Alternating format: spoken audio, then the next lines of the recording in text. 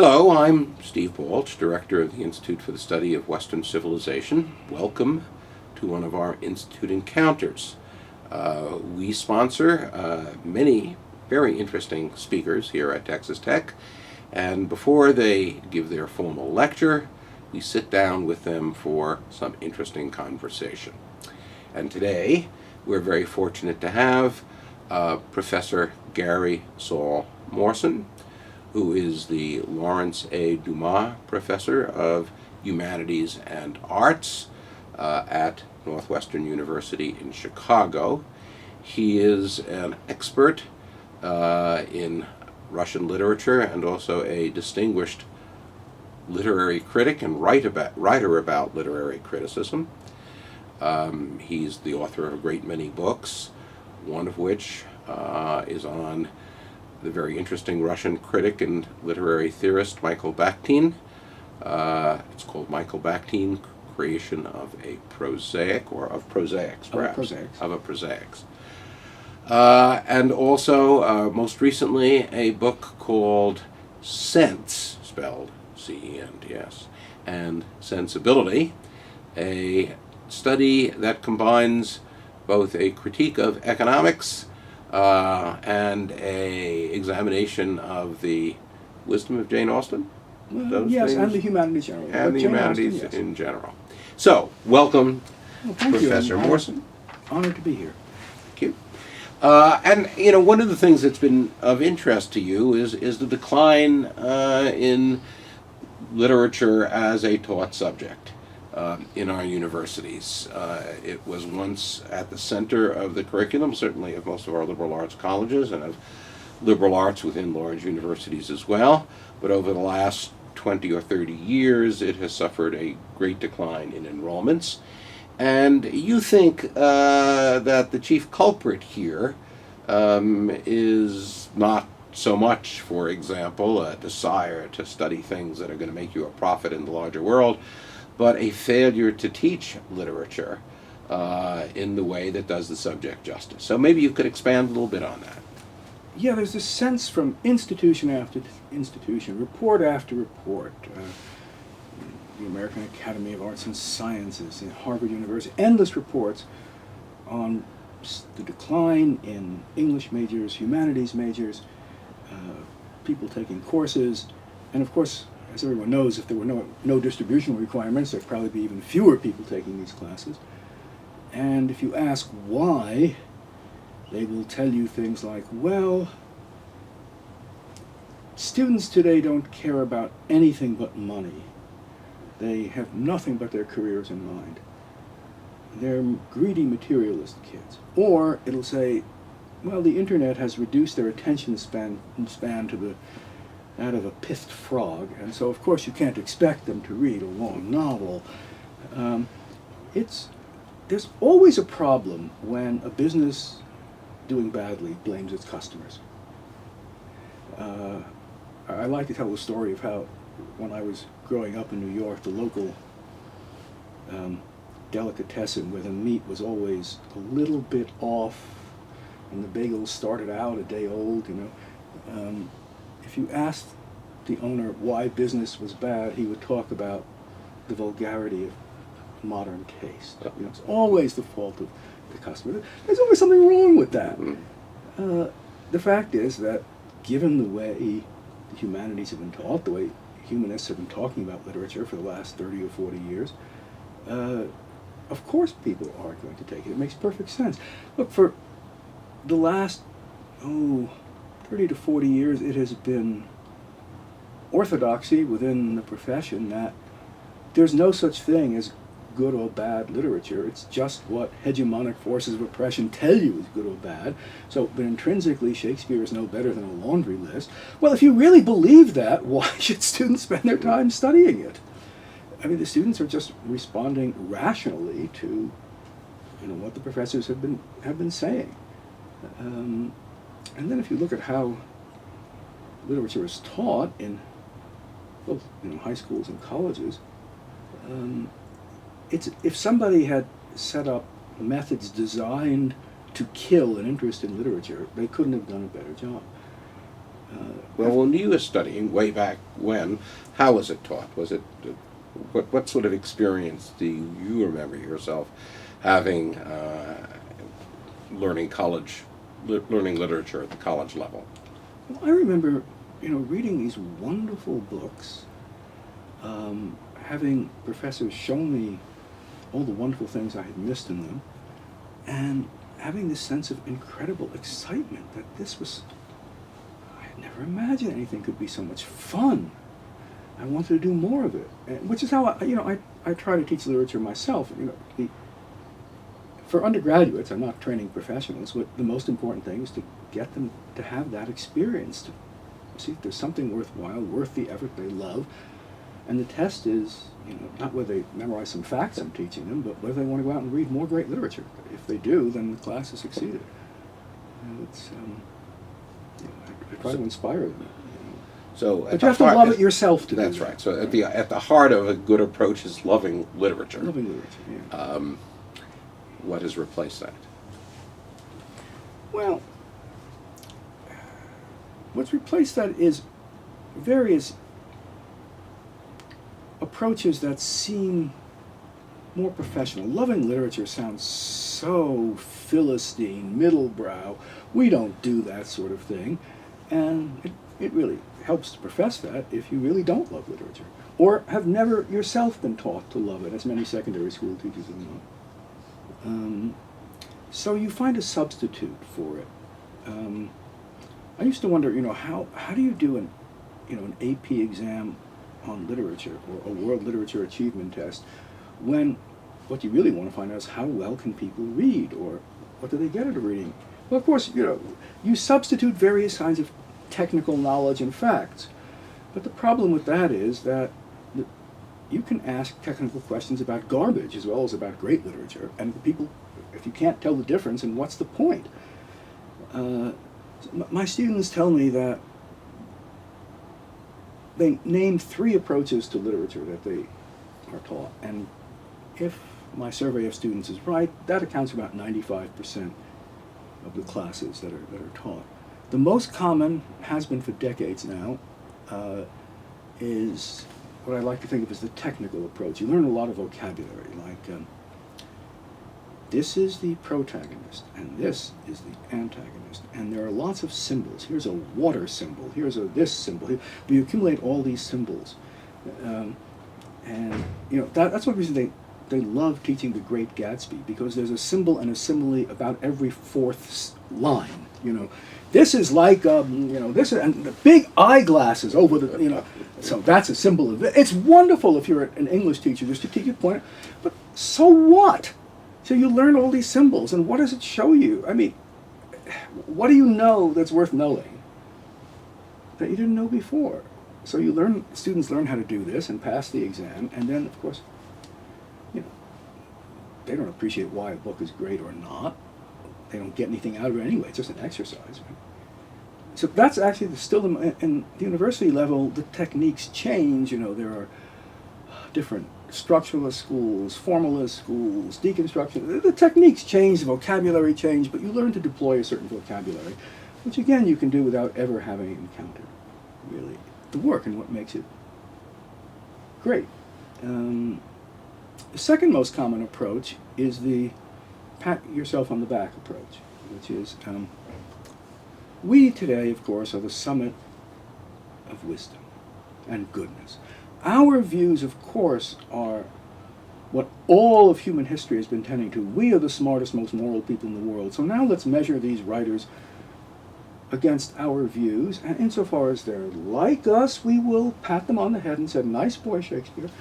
And if they're not, then we will say, you didn't understand about recycling. And then, well, it's pretty clear that if you do that, you can't learn anything, because it presumes that your values and your beliefs must be the truth. So how can you learn anything if that's the assumption? Right? And your students learn to do that. It makes them feel good. But then, of course, Paradise Lost is a long and difficult book. Why put in the effort if all you're going to do is find out that Milton either did or didn't share our beliefs on some particular topic? Why?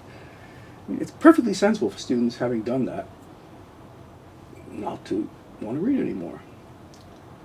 And the third most common, which I still remember was being done when I was in school sometimes, was you take the book as a document of its times. The reason to read Dickens, you see, is that you will learn something about the condition of the working class in 19th century England. Well, you will actually, but you could learn just as much more from a factory surveyor's report from the same time. Well, besides, why should you care about the condition of the working class in 19th century to begin with? Do you care about the condition of the working class in every culture, in every civilization, in every century? Why pick 19th century England? That gets the cart before the horse. I mean, you begin to care about a culture in a given century usually because you care about 19th century Russia because you already read Dostoevsky. It very rarely works the reverse way. And besides, what makes Dostoevsky great is not what makes him a document of his times. It's what speaks beyond his times. That's the test of great literature. Its value as literature begins where its value as document ends. Anything is a document of its time. But great literature is not just that.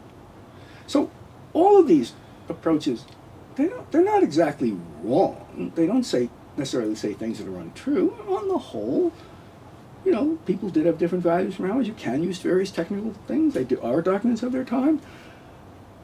But none of them give a reason to read great literature and put in the effort to do so. And that's what you most want. And what would you say that reason is?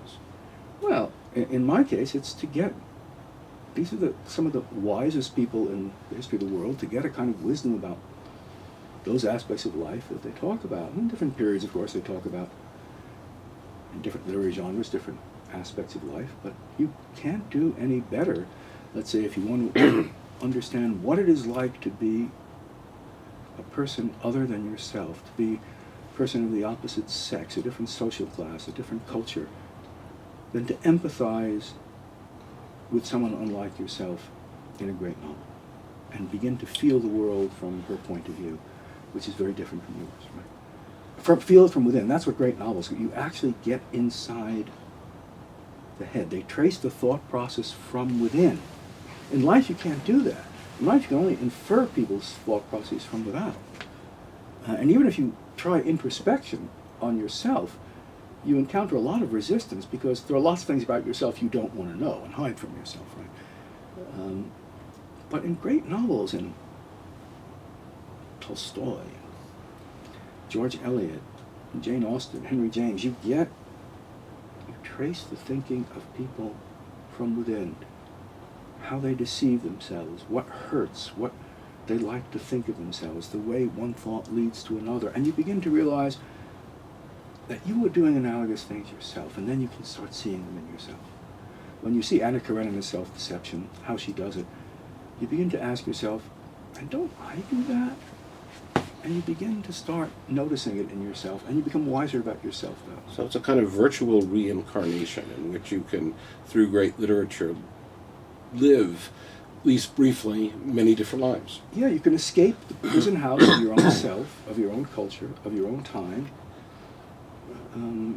and see the world from outside. But that's just what people don't want you to do if they want you to be closed-minded, dogmatic believers in what they tell you. Then they don't want you to empathize with someone else. So what modern teachers of literature don't do is allow you to take what literature actually offers. They kind of divert you down another path. Well, there are exceptions, of course, but that's right. the predominant Sure. trend. Yeah. And why is this path now so well traveled? Why has so much of the literary teaching profession chosen that direction rather than the one that one would think was the most obvious given the nature of literature? One could think of various possibilities, but I'm not really sure.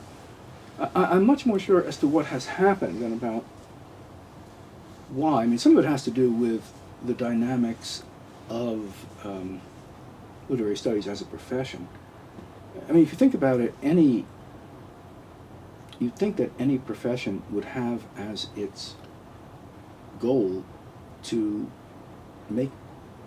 praise what it's interested in. You wouldn't think that what would happen would be that literary scholars would tell you there's no such thing as great literature, right? Which is the exact opposite, which diminishes the reason for studying it in the first place. But it's something very interesting in the sociology of knowledge that happens here, that if you want to get ahead within the profession, you have to say those things, which is to say the dynamics for success within the profession is what hurts the profession in relation to other professions. So you have this very interesting dynamic which is set up, where anyone who would say, well, I just love great literature, you'd look, where did she come from? We really have to give her a good class of literary theory, so she will learn not to say things like that.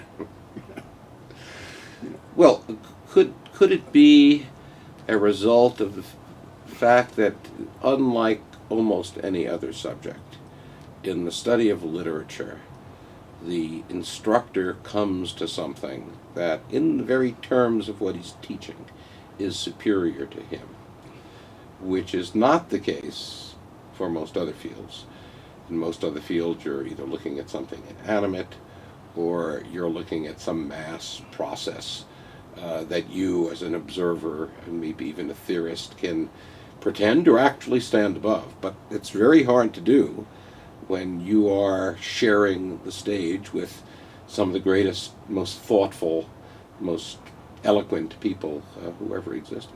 I really like that. That's really nice. I mean, when I think about that, yeah, there'd be a handful of, I guess that might be true in the study of literature and the study of great art, great music, but it's not the stance that, let's say, you take in sociology, Right. right, or economics, right, much less inanimate objects, right? Yeah, and maybe that humility before somebody wiser than you is not easy for someone with a PhD who's Right. a certified professional to do. Yeah, that's probably right. Yeah, I hadn't thought about that. but So that's probably right. literature, I mean, as such, teaching literature at the university level is a relatively new thing, isn't it? Sort of a late 19th century thing, by and large. Mid to late 19th century, Yeah. yeah. And it, Before that, and even since then, a lot of it was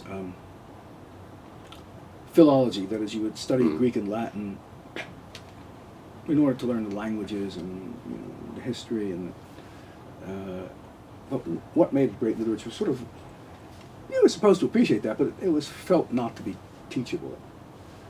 so, I mean, you could read Cicero, Right. and maybe that would improve your rhetorical or epistolatory Right. style, Epistolatory. but epistolatory style. But the idea really was a kind of technical exercise Yeah. more than it was an appreciation of Cicero. That was a side benefit. And that feels kind of hard. Like, we can teach you, as a fact, the Anglo-Saxon grammar, but to teach you why Beowulf is a great poem, that seems kind of subjective, doesn't it? I mean, it's soft. So there was that sense that if you want to be a professional, you have to. But professionalism definitely has a lot to do with. Mm-hmm. But that's been true for a while, but it wouldn't explain why the trend has gotten so much stronger since, I don't know, I'm guessing 1970, more or less. But there's criticism. Forget about university teaching. Criticism has been around for quite some time. Samuel Johnson was a literary critic in the 18th He wasn't a century. professor, though. True, but the vocation of literary criticism and its more latter-day popular form of book reviewing has been around for a long time. Yeah. Has that suffered in the same way? What was literary criticism in the hands of somebody like Dr. Johnson? Well, Dr. Johnson is a really interesting case because people would read, if you're reading Dr. Johnson, let's say talking about the English poets, talking about Thomas Gray, you really are reading somebody who's as wise and as good a poet as the person he's talking about. And then that essay he has on the Life of Gray, which he has in the Lives of the English Poets, he has this wonderful comment at the end, which would be so pertinent today. He's talking about, he doesn't like most of Gray's poetry. And then he comes to the really famous one, the Elegy Written in a Country Churchyard. And he says, but as for this poem, I rejoice to concur with the common reader about how wonderful it is, right? That is, it's the common reader who is the well-informed, sensitive, common, non-professional reader who really sets the standards and who literature is for, and Johnson knows that. Uh-huh. And that's what you really want. You want people to read. You have to really first be the sort of reader the author wants, is imagining. Have the reactions that the work is designed to create, and then be able to reflect on why you had the reactions and their significance. Mm-hmm. I think the key problem that besets either professionals or literary critics is that they don't have that reaction. They mistake the literary work for the text. It's very common now to speak of, we examine the text. But a text is not a literary work. The text is like the blueprint of a building. It's instructions for creating the literary work. The work is the experience that the sensitive reader has. Mm-hmm. But if you've only looked at the text and looked at its devices, it's sort of like imagining that looking at the score of music is hearing a concert, or that somehow the blueprint of a building can keep you out of the rain. Mm-hmm. You've missed the whole point. Right? You first have to have that experience of the work before you can reflect intelligently on it. And that is just completely eluded when you speak of the text. And that seems to be the way in which you're supposed to do it. The text. I always bristle when people, speak of the text. Unless they mean, in the right way. But normally they don't. So in the case of music, you go to a concert. The performers have the score in front of them. You probably don't. You listen. Others with you listen. You know that shared experience is happening. It's not the experience of reading the score. It's the experience of hearing the music. You're listening to it with kind of varying degrees, you might say, of acuity in terms of what the music is all about. But you're certainly all sharing something in common. So, what would be the analog with respect to the experience of reading? Now, the text, if the text is like, the words are like the score, it's not shared in the same sense. Well, it is in the case of drama, you couldn't record it. I mean, drama, obviously. Yes, drama is, right, yes. Okay. Uh-huh. Or when epic poetry was read aloud to an audience, as it was at one point. Lyric poetry is often shared that way. But no, one of the things about and of course it's true in the past that long prose is that it's not like that before mass literacy or before books were common and cheap, most texts were spoken out loud. And even in the age of the novel, people would read them. People would gather and read them aloud. Yeah. I still like doing that. But that's not the shared experience you're getting at. The fact that there are words spoken. You are, when you read a novel, presumably usually you're reading it by yourself. It's a shared experience that the author has planned for you as a single reader, as opposed to a dramatist who's, if you can of course read the text of a drama and imagine it on the stage, but that is not exactly, although there are some dramatists who write what they call closet dramas, which are designed to be read and not performed, in which case it is. But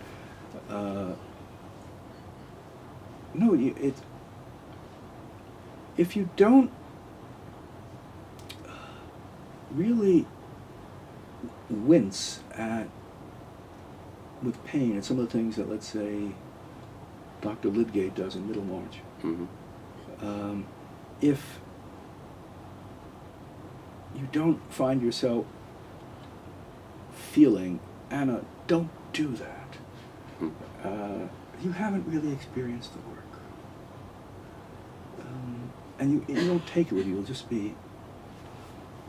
Look, another way to put it this way is, think of all those paraphrases of books that students are assigned, or go to Spark Notes or something like that. This is what the author is saying. A student will naturally think, well, if this is what the author is saying, why can't I just read that as opposed to reading the book? And unless the teacher can give a good explanation as to why that won't do, they have not taught literature. Because it's a perfectly good question.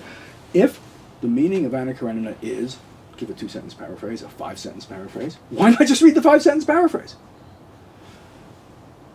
But the way a literary works is, it's an experience. It's all the difference in the world, for example, to being told you should empathize with someone unlike yourself, than actually to get practice in empathy. And if you read Anna Karenina, you empathize for hours and hours and hours with one person after another and the way they look at each other. It's an exercise that develops your capacity for empathy by doing it. Other disciplines can tell you you should empathize. Only literature gives you actual practice in doing it. That's why the paraphrase won't work. Now, if you're reading a great literary work like Anna Karenina, do you have to bring certain things to it, apart from a certain amount of goodwill and kind of wanting to honestly read it? Are there things that you need to bring to it that the author is counting on your having that will give you the experience that he's trying to design? Yeah, it's always a sort of background knowledge the author is presuming.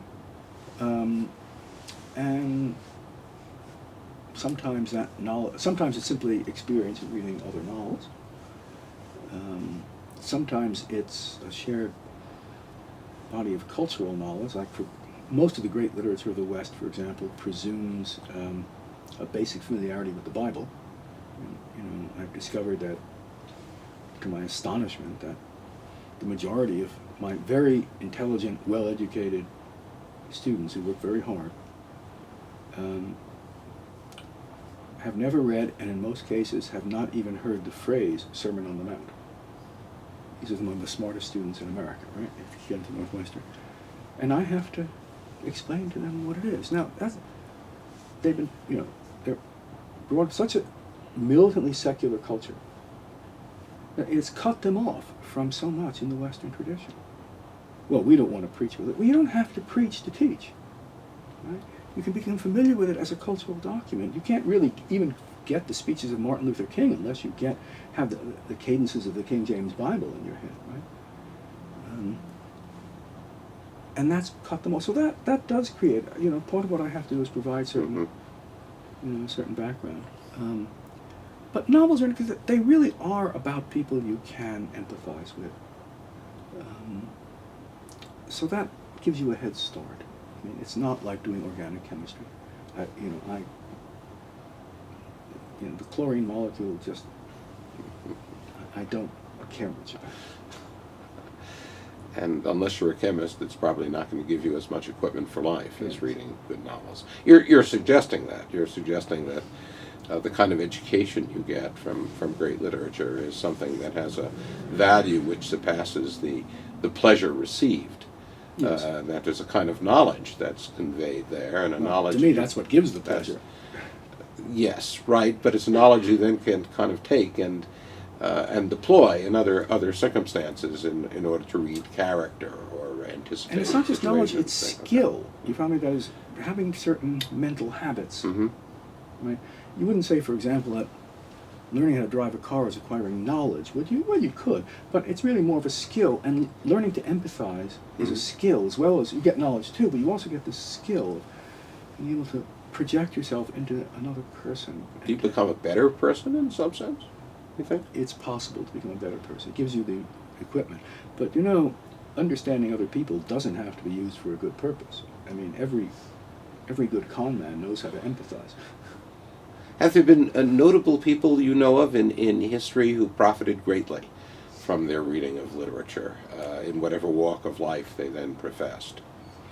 Well, Winston Churchill, of course, claimed to have, and he learned about politics, human nature, and how to write from reading and rereading, Gibbon's Decline and Fall of the Roman Empire. So I guess that would be an example. Which you'd say is a work of literature as well as a Well, work of history. Well, I would say it survives as a work of literature. Mhm. If people were interested in the Roman Empire, it would have been forgotten long ago, right? It's not the most reliable source in the Roman No. Empire. No one would read it for that. It's a work of history Mhm. whose significance is not as a study of Rome or as a document of 18th century England, but as, well, all the things that make it a great work of literature. Great literature doesn't have to be fiction. Mhm. This is a good example. Boswell's Life of Johnson is another one, which is, Mhm. you can say it's inaccurate, but it's not fiction. And you read it as a model for a certain kind of life, both how to tell a life and how to live a life. It's a lot of the great, that's what makes some biographies great literature and others simply informative. Right? Mhm. I know some biographies I find very good because they're very informative, but I wouldn't call them great literature. And vice versa, I suppose. So, you're kind of discussing the failings of the field that you're in, and it's not a universal failing. There are some people who still do it well. Is there much that can be done to put it on a better path?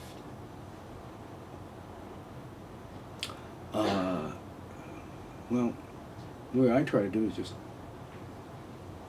get students to love literature and then provide a counterexample. Is there too much of it? I mean, for example, are we trying to teach literature to too many people who, no fault necessarily theirs, simply aren't interested in it? And the price of that is not teaching it, but doing something else that allows them, at a minimum, to pass your course.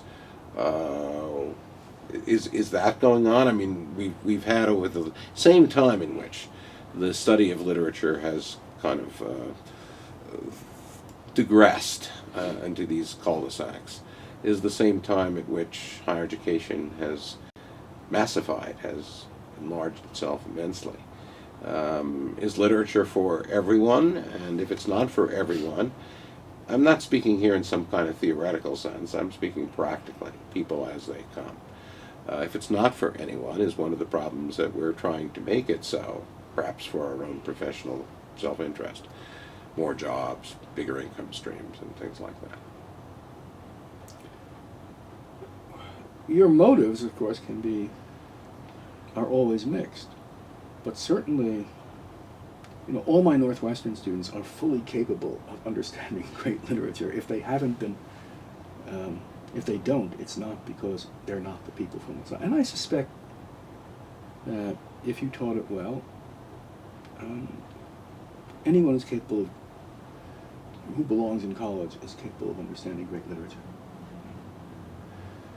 So the idea, for example, of trying to... And maybe more than that. Mm-hmm. Of giving them good rather than great books, you think that's kind of self-defeating and unnecessary, huh? Well, you have to give books, there's no point in giving Paradise Lost to a 7th grader with a poor vocabulary. You have to match the book.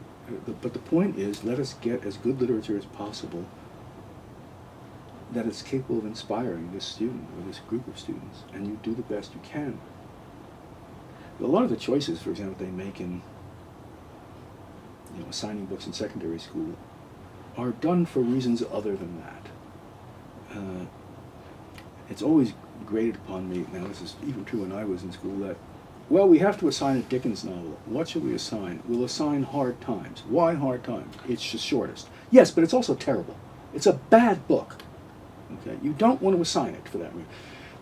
We need George Eliot. Let's do her shortest novel, Silas Marner, which is a real bore for someone that age. Okay, that's not a good reason. Uh-huh. This is not thinking. If you want to step back and think, but what will be the result of assigning a boring book by a great writer? Won't it be to make people think that great writers are boring? this is not thinking, you know, what you're trying, it's forgetting what you're trying to accomplish. There are lots of, you know, great short books that you could assign, relatively short if you want to book the length for hard times. Maybe, you know, not all classes should be reading in high school War and Peace.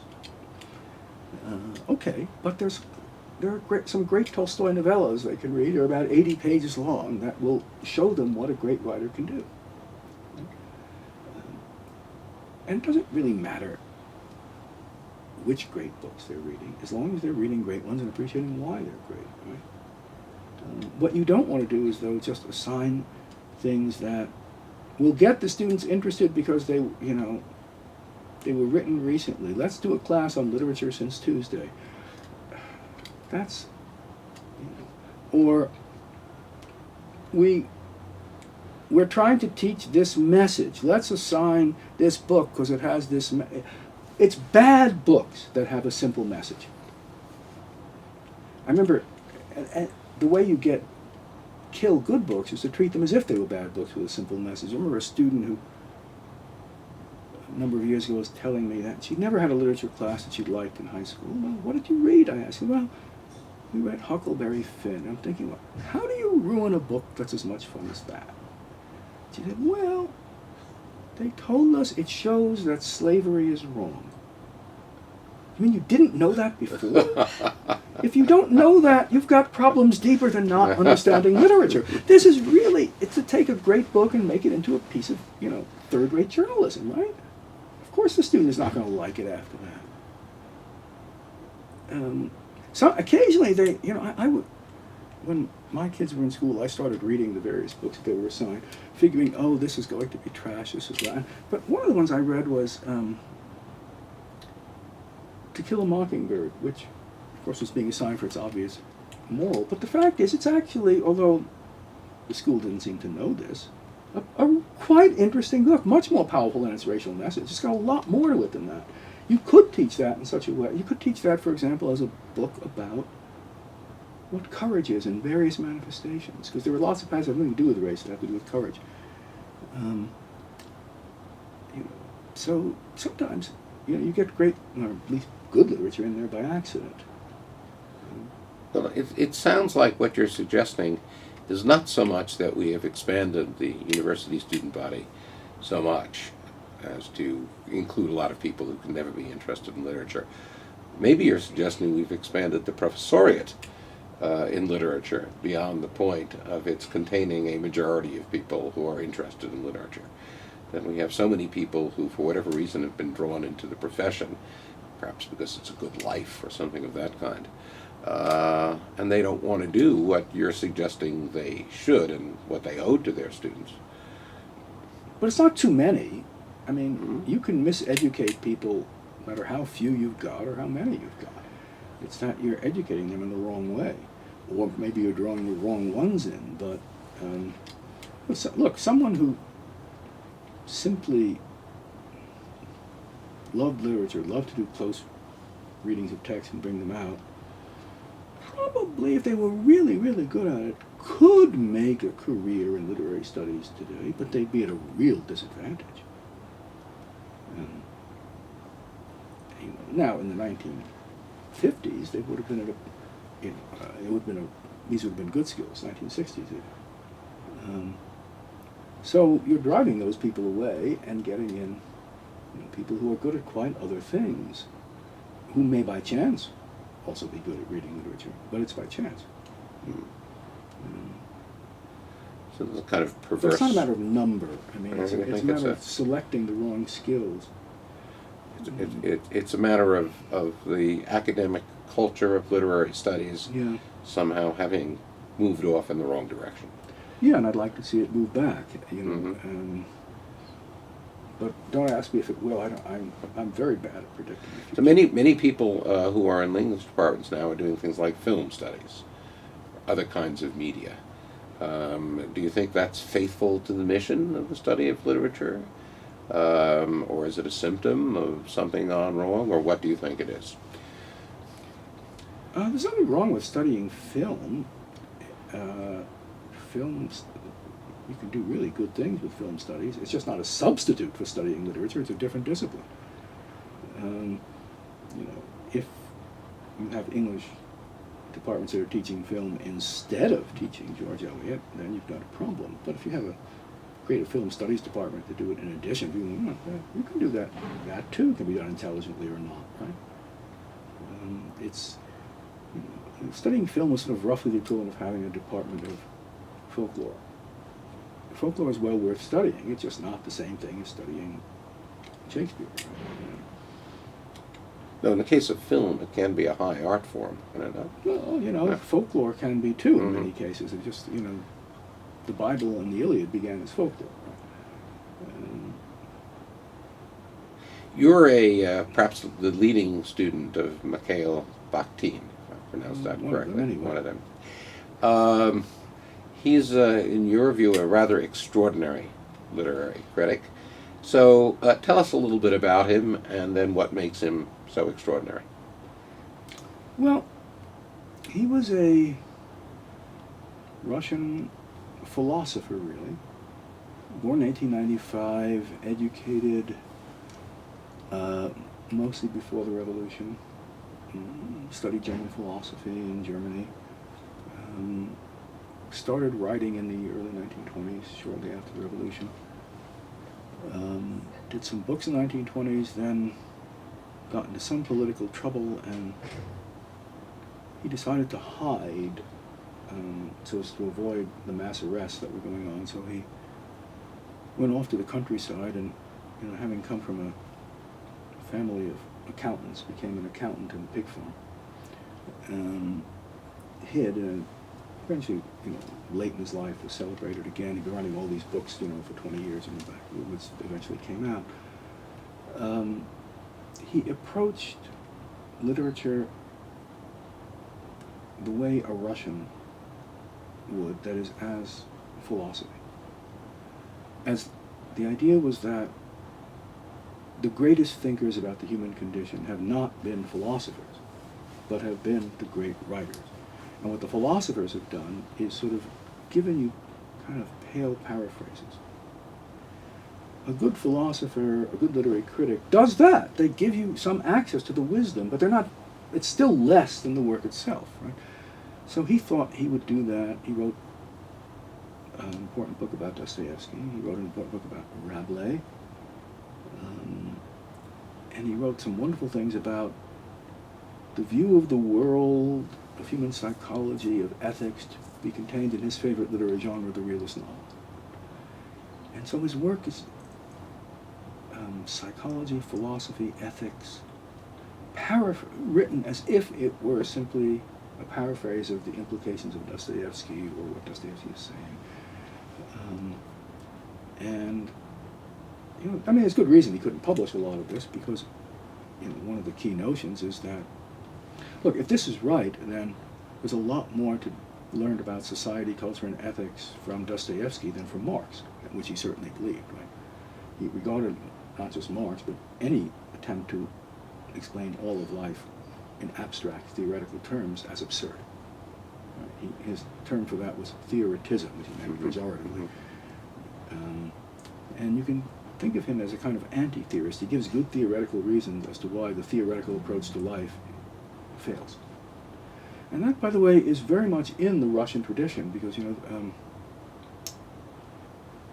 Russian culture, let's say, from the 1860s up to the revolution, could really be described as a war, an intellectual war between those who thought that there was a simple theory to explain everything, and those who thought that the world is infinitely complex and no theory will do, which is another way between the ideologists and the great writers.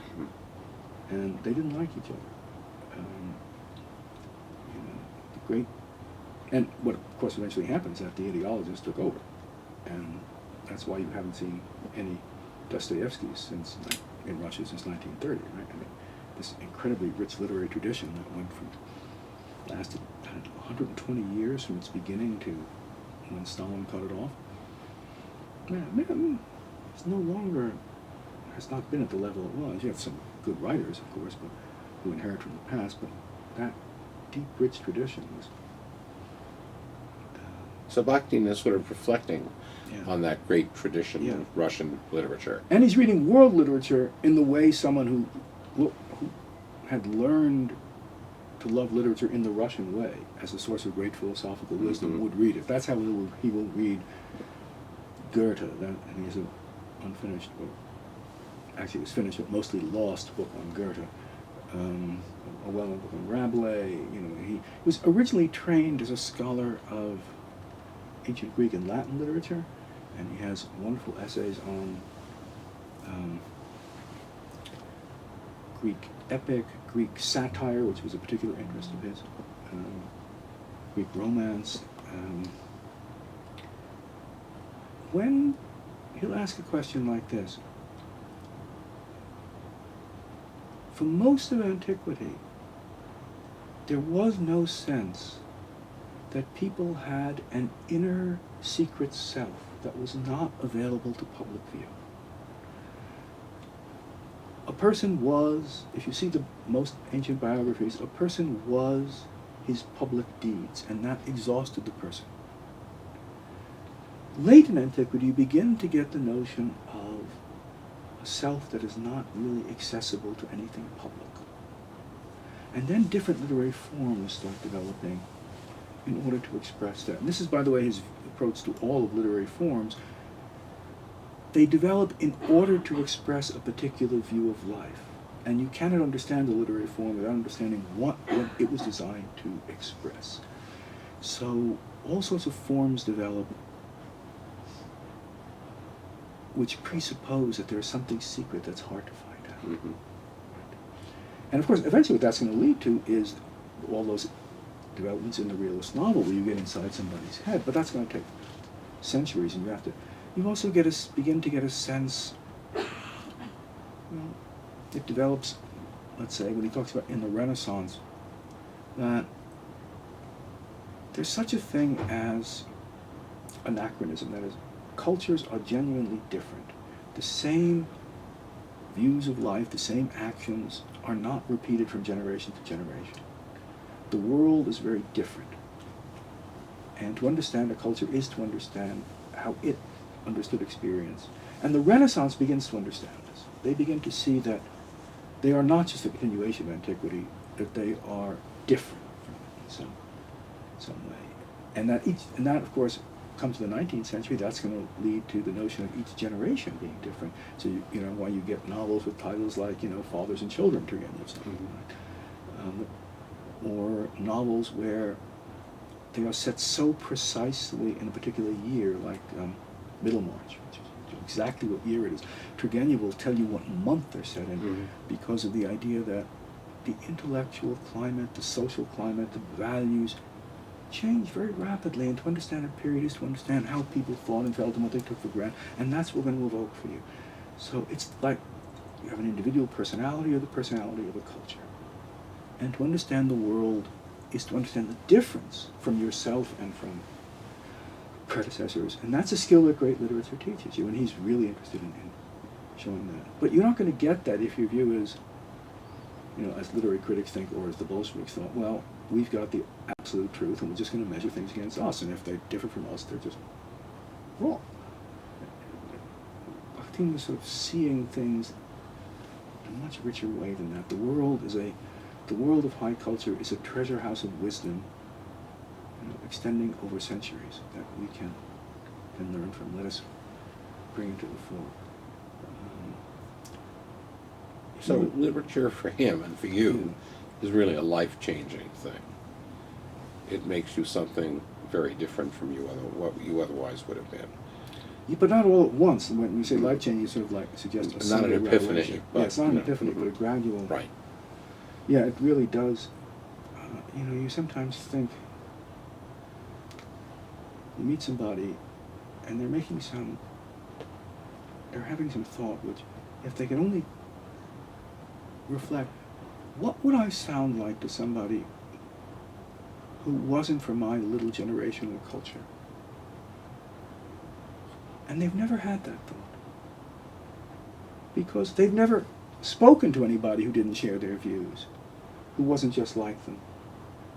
you want to think, that person needs to read some literature and see that it can appreciate life differently. Then they realize that even around them, there are people, who are as smart as they and as good as they, maybe better, who just don't see things that way.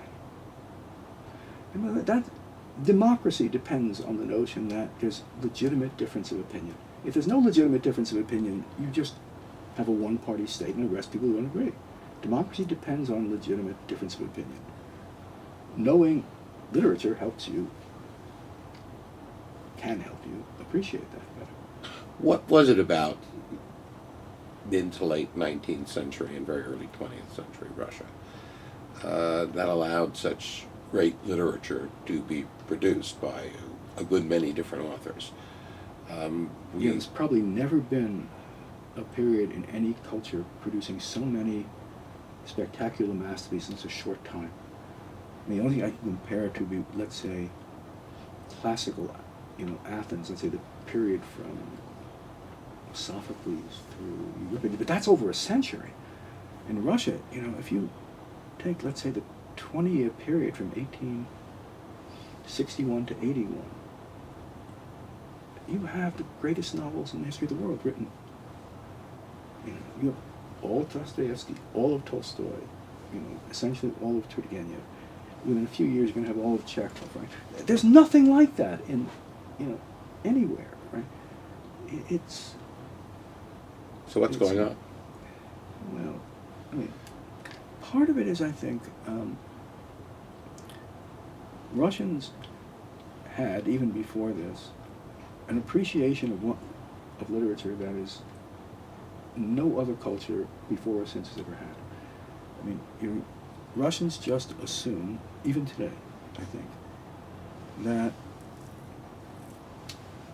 it's not that literature exists to describe life. It's that life exists in order to provide the material for great literature. Russians just take this for granted. Right? And there's Dostoevsky wrote book reviews, and he wrote several of Anna Karenina while it was appearing. It appeared in sections, the way novels did at that time. And in one of them, he writes, "At last, the existence of the Russian people has been justified." By a novel! First of all, the idea that the existence of people had to be justified is already a Russian mania, right? Slightly dangerous idea. Well, they're existentialists. Every question for Russia is an existential question, right? But that it would be literature that. Mm-hmm. Look, science is important in Russia. Ballet is important. Music is important. Those are all important, but literature isn't a class by itself. Nothing exists. That's what life is, and so that. You want to do philosophy? You do a philosophical novel. You want to do ethics? You write a novel posing ethical problem. That's sort of the Russian, sense of it. Writers have this immense, importance in the. So that must predate the actual period of most vibrant flourishing, because it's attracting these great talents. Yeah, where that begins is really hard to say. There's some of it even as early as, Pushkin. But of course there aren't any great Russian writers before Pushkin, so I don't know exactly where it's coming from. That would be an interesting historical question. Does it have something to do with the tension of being between East and West and something east of West? I don't know. It might have something to do with the fact that the whole heritage of Western thought, which had developed since antiquity and century by century by century, didn't develop in Russia that way. The knowledge of it all came pretty much at once, at the same time, after Peter the Great imported all of world culture, or Western culture. So that, you didn't have to wait, 50 years to go from a Marlowe to a Shakespeare or whatever, or to a Milton, right? It was all there, right there, this year and that year. And the Russians, we have to keep doing it, too. We have to keep producing our geniuses. It was all flooding in at once. I mean, Shakespeare and Homer almost seemed like contemporaries because they came to Russia at the same time. You know, it's that may have something to do with it. This, you know, and then, because the elite that was reading this was very small, and so they had this, you know, important sense of their mission as the carriers of culture, which, you know, but then why not some of the other great disciplines? I mean, well, I'm not exactly sure, because after all, they weren't slaggards in science. You know, Mendeleev, who went to the periodic table, is a Russian, another contemporary of Dostoevsky, working at the same time. But literature had the prestige. The only thing I can compare it to is, if you imagine the ancient Hebrews, when it was the time when you could still add books to the canon, it wasn't closed yet. That's how Russians look at their literature.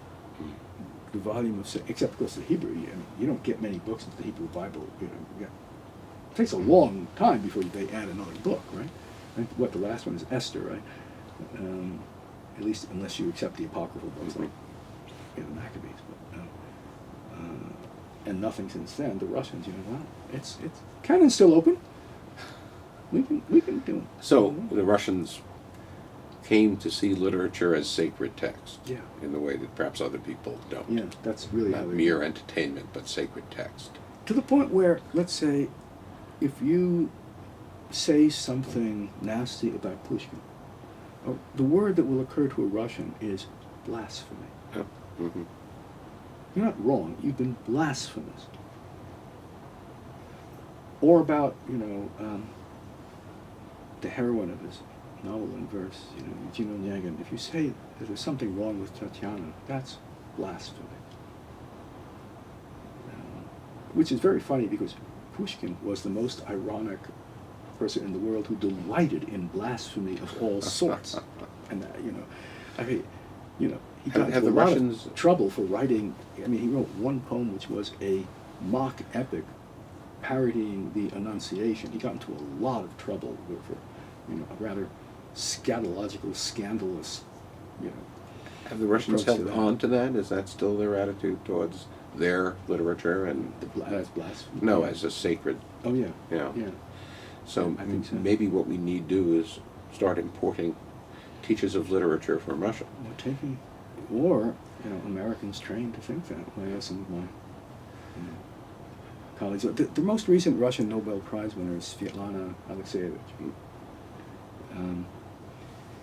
In her speech, you read her Nobel Prize speech, it has this sense of literature. She alludes to an incident when a writer of the 19th century, Korolenko, who was half Ukrainian, was asked, so what nationality do you consider yourself?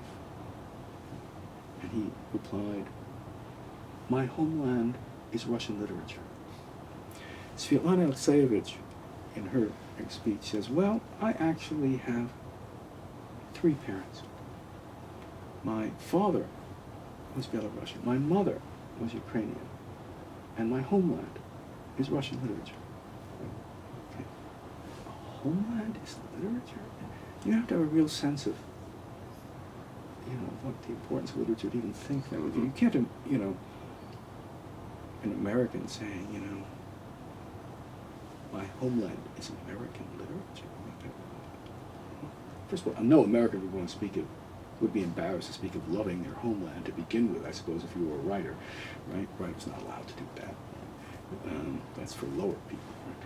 Right? But then it would be literature. I mean, I guess if you were patriotic, you might say the founding father.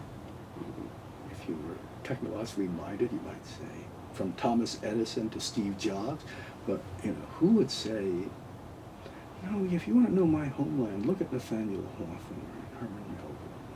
No, I can't imagine an American. Well, I mean, from everything you've said today, I wouldn't be surprised if when next you pass through a customs station and they ask to see your passport, you whip out the brothers Karamazov and ask them to stamp it. Your homeland seems to be very much literature. I think I'll give that a try. See what happens. Thank you for being with us here much. today. It's been very enjoyable. This is our last Institute encounter for the academic year, but we'll be back in the fall with some equally scintillating guests. Thank you. Thank you.